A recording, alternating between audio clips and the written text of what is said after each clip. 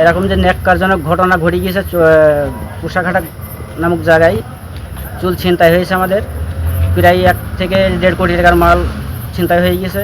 তা আমরা প্রশাসনের কাছে এসেছি, প্রশাসন আমাদেরকে একটা ব্যবস্থা করে দেবে আশা করছি। আমরা এখন থানাতেই অবস্থান করছি, ইনশাল্লাহ ওনাদের ইয়েতে আমরা উদ্ধার হব আশা করছি।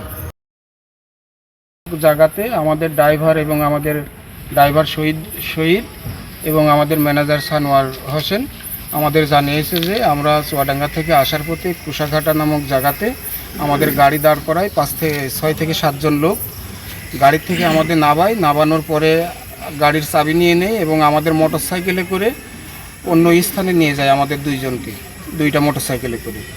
এরপর আমাদের গাড়ি তারা অন্যদিকে নিয়ে যায়, অন্যদিকে নিয়ে যাওয়ার পর আমাদের সেখানে তারা যেখানে আমাদের নিয়ে যায় সেখানে আমাদের 1 ঘন্টা সময় মতো আমাদের আটকায় রাখে। আটকায় রাখানোর পরে তারা গাড়ি নিয়ে যায়, গাড়ির থেকে মাল খালাস করার পরে তাদের আবার আরেকজন মোটরসাইকেল আরোহী তাদেরকে মোটরসাইকেলে করে গাড়ির কাছে নিয়ে যায়, বলে এই যে আপনাদের গাড়ি, আপনারা গাড়ি নিয়ে যান।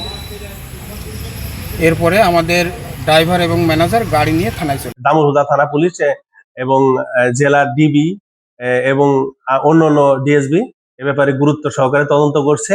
আমরা আশা করছি যে অতি শীঘ্রই আমরা এই ব্যাপারে আপনাদের এই অনুসন্ধানের ক্ষেত্রে যদি ভালো তথ্য হয় আপনাদের অবহিত করব এবং এই ব্যাপারে তদন্ত অব্যাহত আছে।